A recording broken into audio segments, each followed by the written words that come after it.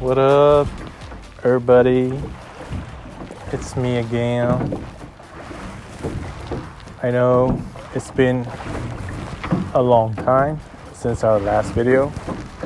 So long that I've lost a lot of hair.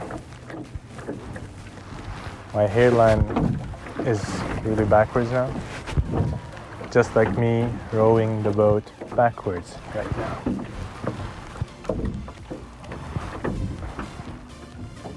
It's also been so long that I have lost words.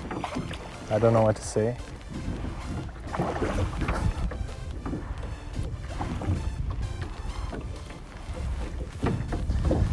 So right now, we're rowing a boat in a lake that is quite small. Like you can see the edges.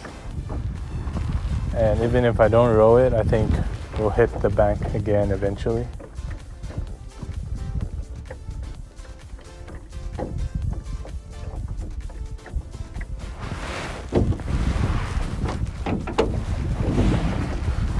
So, right now I'm somewhere in Seattle and just rowing a boat, and we're staying at an Airbnb.